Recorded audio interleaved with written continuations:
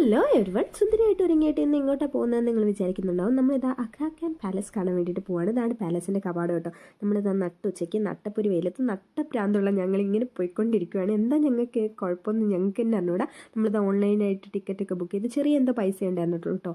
ദൂരെ കാണുന്നതാണ് അഗ്രാഖാൻ പാലസ്. ഇതെന്താണെന്ന് വെച്ചാൽ പണ്ട് ജോലിയില്ലാത്ത സ്ത്രീകൾക്കൊക്കെ ജോലി എടുക്കാൻ വേണ്ടിയിട്ട് ഉണ്ടാക്കിയതാണെന്നാണ് ഞാൻ കേട്ടിട്ടുള്ളത്. ശരിയാണെന്ന് തോന്നുന്നു.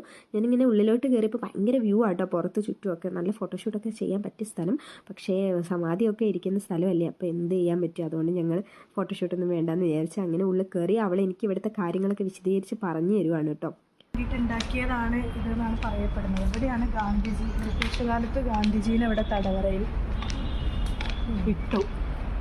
ഗാന്ധിജിൻ്റെ ഭാര്യ, ഗാന്ധിജിൻ്റെ സെക്രട്ടറി ഇവരൊക്കെ തടവറയിൽ ഇട്ടു. എന്നിട്ട് ഗാന്ധിജി പിന്നെ റിലീസ് ചെയ്തു. ഗാന്ധിജിൻ്റെ ഭാര്യയുടെ സമാധി വരെ സെക്രട്ടറിയുടെ സമാധി. അങ്ങനെ അവളെ കഥാപ്രസംഗമൊക്കെ കേട്ട് നമ്മളുടെ ഉള്ളിലോട്ട് പോയി. ഇതൊരു മ്യൂസിയമോ ഗാലറിയോ എന്ത് വേണേലും പറയാം.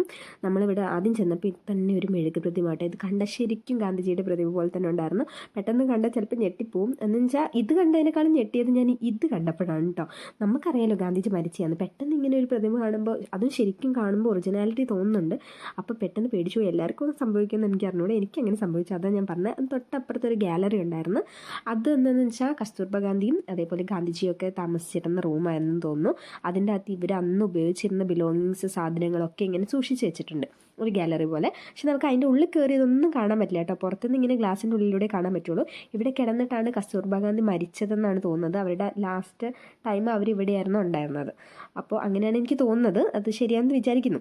അങ്ങനെ നമ്മൾ ഇതൊക്കെ കണ്ടിട്ട് പാലസിൻ്റെ പുറത്തോട്ട് ഇറങ്ങി. വീണ്ടും കുറേ ഗാലറിയൊക്കെ ഉണ്ടായിരുന്നു അപ്പുറത്തെ ഇപ്പുറത്തൊക്കെ. അതൊക്കെ കണ്ടിട്ട് നമ്മൾ പുറത്തേക്ക് ഇറങ്ങി.